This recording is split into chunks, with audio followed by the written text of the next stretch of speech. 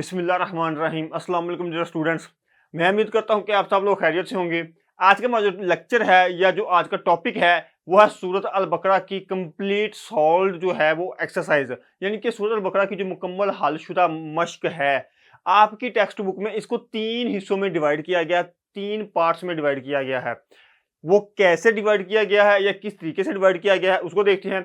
सबसे पहला जो पार्ट है, ये जो पोर्शन है आपका, जो ये जो हिस्सा है वो है एमसीक्यूज बेस्ड, यानी कि आपको 4 ऑप्शन दिए जाएंगे पेपर में और आपने एक को करेक्ट सर्कल करना होगा। सेकंड पार्ट जो है वो शॉर्ट क्वेश्चन के ऊपर डिवाइडेड है और जो थर्ड है वो लॉन्ग क्वेश्चन के ऊपर। तो इनको वन बाय वन करके हम लोग देखते हैं। तो चलिए देखते हैं लेक्चर को कि आपकी एक्सरसाइज के मुताबिक या टेक्स्ट बुक के मुताबिक जो क्वेश्चन नंबर मेन सवाल नंबर 1 है उसको आगे फर्दर मजीद 15 सब क्वेश्चंस में डिवाइड किया गया है, वो देखते हैं। सबसे पहला जो इसका एमसीक्यूज क्वेश्चन है वह है कुरान मजीद की सबसे तवील सूरत है, इसका नाम है सूरत अल बकरा। आपने जस्ट वो आंसर देखना है जो आपको याद करना है, बकाया को आपने देखना भी नहीं। और ये तमाम के तमाम जो एमसीक्यूज और शॉर्ट क्वेश्चंस हैं मोस्टली रिपीटेड हैं। तो इसका एमसीक्यूज नंबर 2 देखते हैं, वो क्या है कि कुरान मजीद की सबसे फजीलत वाली आयत है आयतल कुर्सी है। उसके बाद क्वेश्चन नंबर 3 है कि हजरत उमर फारूक रजी अल्लाह तआला अन्हो ने सूरत अल बकरा सीखी कितने साल में? 12 ईयर्स, यानी कि 12 साल में आपने सूरत अल बकरा को सीखा। क्वेश्चन नंबर 4 है कि आयतल कुर्सी हिस्सा है, यानी कि आयतल कुर्सी जो है वो किस सूरत का हिस्सा है, तो आपने सूरत अल बकरा को मेंशन करना है। उसके बाद सब क्वेश्चन नंबर 5 है कि अरबी जुबान में बकरा का मानी क्या है? मोस्ट रिपीटेड क्वेश्चन है ये, मोस्ट, और इसका मानी क्या है? गाय। उसके बाद आगे जाता है कि क्वेश्चन नंबर 6 है कि हदीस नबवी सल्लल्लाहु अलैहि वसल्लम के मुताबिक शैतान उस घर में दाखिल नहीं होता है जिस घर में तलावत की जाती है, यानी कि उस घर में शैतान दाखिल नहीं होता है जिस घर में तलावत की जाए। वो कौन सी आयत है, सॉरी कौन सी सूरत है? वो है सूरत अल बकरा। क्वेश्चन नंबर 7 है कि सूरत अल बकरा को करार दिया गया है, यानी कि सूरत अल बकरा को क्या करार दिया गया है? कुरान मजीद की चोटी। क्वेश्चन नंबर 8 है सूरत अल बकरा का मरकजी मजमून क्या है, और ये आपका शॉर्ट क्वेश्चन भी है। एमसीक्यूज और शॉर्ट क्वेश्चन रिपीटेड है ये, और ये क्या है? हदायत, यानी कि सूरत अल बकरा का मरकजी मजमून सेंट्रल ऐसे क्या है? वो है हदायत। उसके बाद आ जाता है क्वेश्चन नंबर 9 कि सूरत अल बकरा में इंसानों की किस्में बयान की गई है, यानी कि सूरत अल बकरा में इंसानों की कितनी किस्में बयान की गई हैं, तो आपने याद रखना है कि 3 इकसाम बयान की गई हैं। क्वेश्चन नंबर 10 है कि मदीना मुनव्वरा के आसपास बड़ी तादाद में आबाद थे। कौन लोग आबाद थे? वो थे यहूदी। क्वेश्चन नंबर 11 है कि हजरत इब्राहिम अलैहिस्सलाम को अपना रूहानी पेशवा मानते थे। कौन लोग मानते थे? यहूदी भी मानते थे, नसारी भी और मुशरिकीन मक्का भी। और आपने इन तीनों में से किसी एक को करेक्ट नहीं करना, सर्कल नहीं करना, क्योंकि ये तीनों मानते थे। तो आपने क्या करना है कि ये सब, यानी कि ये सब जब आप मेंशन करेंगे तो उसमें ये तीनों ही मेंशन हो जाएंगे। क्वेश्चन नंबर 12 है कि अल्लाह ताला और नबी करीम सल्लल्लाहु अलैहि वसल्लम के खिलाफ जंग से तबीर किया गया है किसको? सूद को। तो आपने ये सूद करना है। उसके बाद क्वेश्चन नंबर जो है वो 13 यानी कि 13 है, ईमान का इजहार होता है किससे? ईमाल से। उसके बाद क्वेश्चन नंबर 14 यानी कि 14 है, वह मसाइब और तकालीफ में अल्लाह ताला की मदद तलब करनी चाहिए किससे? सब्र और नमाज के जरिए से। क्वेश्चन नंबर 15 है यानी कि 15 है कि सूद का जो अंजाम है वो क्या है? वो है मुफलिसी। उसके बाद अब बात, ये तो था हमारा क्वेश्चन नंबर 1 यानी कि पार्ट किसका? एमसीक्यूज है, फर्स्ट पार्ट था। अब बात करते हैं सेकंड पार्ट की। वो सेकंड पार्ट कौन सा है? वह शॉर्ट क्वेश्चन बेस्ड। और ये मैं आपको फिर रिपीट कर रहा हूं कि आपकी जो एक्सरसाइज है, आपकी जो टेक्स्ट बुक की एक्सरसाइज है, मोस्टली 95 प्लस जो क्वेश्चन आते हैं वो आपकी एक्सरसाइज में से ही आते हैं। इसी वजह से 99% जो एस्पायरेंट्स हैं, स्टूडेंट्स हैं, कैंडिडेट्स हैं, उनके 50 प्लस 50 मार्क्स आते हैं। उसके बाद सबसे पहले बात करते हैं शॉर्ट क्वेश्चन नंबर 1 की। वो क्या है कि सूरत अल बकरा को ये नाम क्यों दिया गया? इसका जवाब है कि अल बकरा अरबी जुबान का लफ्ज है, इसका मानी गाय है। और जैसा कि हम लोग यहाँ पर पढ़ चुके हैं कि सूरत अल बकरा क्या है, इसका मानी क्या है अरबी जुबान में? गाय है। बनी इसराइल को अल्लाह ताला ने गाय ज़िबा करने का हुक्म दिया, जिसका जिक्र आयत नंबर 67 से लेकर 73 तक है या में है। इसी वजह से या इसी मुनासबत से इस सूरत का जो नाम है वो सूरत बकरा रखा गया है। ये आप लोग इस चीज को फोकस करें कि जो चीजें हाईलाइट की गई हैं आप लोगों ने पेपर में उनको हर सूरत में मार्कर के साथ पॉइंट आउट करना है। ये लाजमी करना है अगर आप लोग चाहते हैं आपकी पेपर की प्रेजेंटेशन अच्छी हो जाए, आपके नंबर अच्छे आ जाएं, आपने डेफिनेटली ये चीजें लाजमी कोड करनी है। क्वेश्चन नंबर 2 है, कुरान मजीद की 7 तवील सूरतों को सीखने की क्या फजीलत है? तो जवाब है कि आप सल्लल्लाहु अलैहि वसल्लम ने फरमाया, जिसने कुरान मजीद की 7 तवील सूरतों का इल्म हासिल कर लिया वो बहुत बड़ा आलम बन गया। यहाँ पर आप लोगों ने जो चीज लाजमी कोड करनी है वो ये है, आपने इसको हर सूरत में कोड करना है। याद रखिएगा, इसके आपको वेटेज नंबर आपको मिलेंगे। वेटेज नंबर कहते हैं कि जो आप पेपर चेक करके ज़हन में अच्छा तासुर डाल देते हैं अपना वो।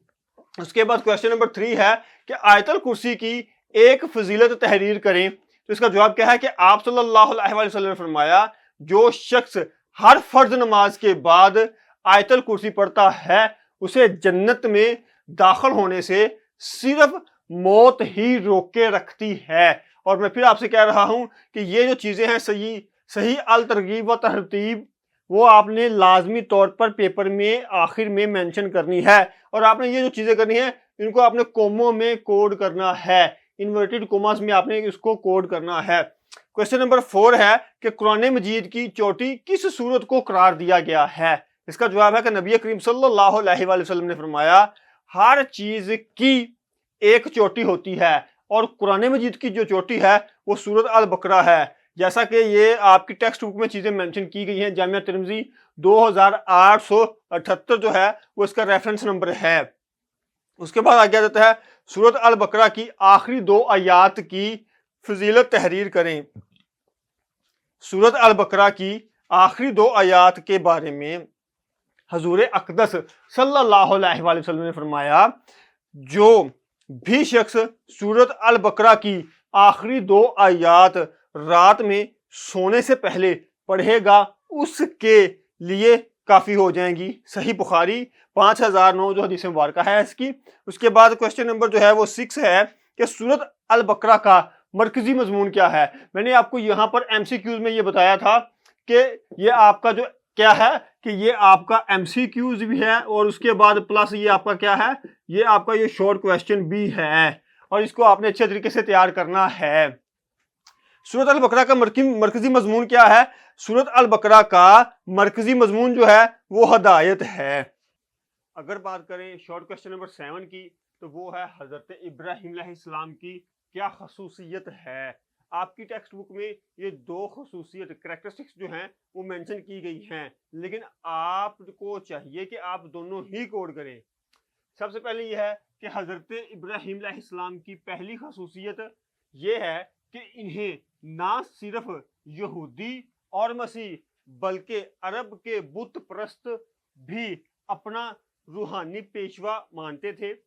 उन सब को याद लाया गया कि वो खालस तौहीद के कायल थे और उन्होंने कभी भी किसी किस्म के शिरक को गवारा नहीं किया। और जो सेकंड आपकी खसूसियत है वो ये है कि हजरत इब्राहिम अलैहिस्सलाम की दूसरी खसूसियत में बैतुल्लाह की तामीर और उसे मुसलमानों का पहला किबला अवल बनाना भी शामिल है। शॉर्ट क्वेश्चन नंबर 8 है कि सूरत अल बकरा में बनी इसराइल का तज़किरा किस तौर पर आया है? उसका जो जवाब है वो ये है कि सूरत अल बकरा में बनी इसराइल का तज़किरा इस तौर पर आया है कि अल्लाह ताला ने उस कौम पर बेशुमार नेमतें और इनामात नाज़िल फरमाए, लेकिन इस कौम की नाशुक्री और नाफरमानी की वजह से अल्लाह ताला की जानिब से अजाब आया। ये बात आप लोग फिर ज़हन में रखें। मैं आपको फिर ये बता रहा हूँ कि जो चीज़ें हाईलाइट कर दी गई हैं, जो ब्लू मार्कर के साथ हाईलाइट की गई हैं, आपने आंसर शीट पर पेपर में, आपका चाहे पेपर बोर्ड का है या आपका कॉलेज का है, आपने इसको इसी तरह से हाईलाइट करना है अगर आप लोग चाहते हैं कि आपके 50 में से 50 मार्क्स आए।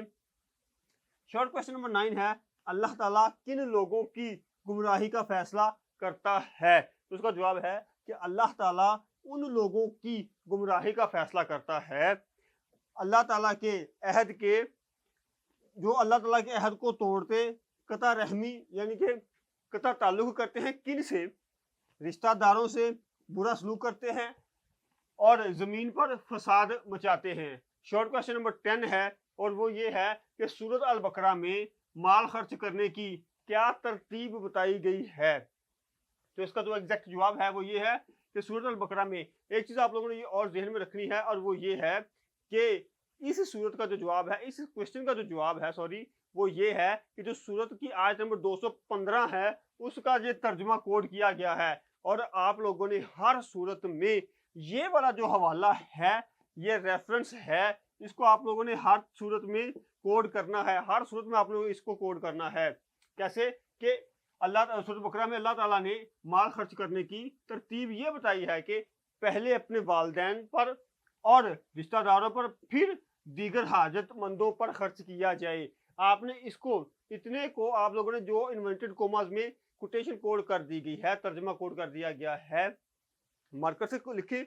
उसके बाद आपने क्या करना है, ये वाला जितना जो है सूरत अल बकरा आयत नंबर 215, इसको आपने इसके आखिर में, तर्जमे के आखिर में लाजमी तौर पर मेंशन करना है। अब आ जाते हैं पार्ट नंबर 3 पर और वो क्या है, वो है लॉन्ग क्वेश्चन का। वो लॉन्ग क्वेश्चन का जो है वो पार्ट है। सबसे पहले तो हम ये देखते हैं कि इसके जो तफसीली जवाब दें।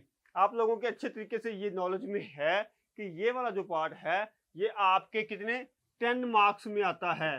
यानी कि एक क्वेश्चन जो है वो आपने करना है, आपको 2 दिए जाएंगे पेपर में, आपने जस्ट 1 करना है और एक क्वेश्चन जो है वो आपका कितने नंबर का है, 10 नंबर का है।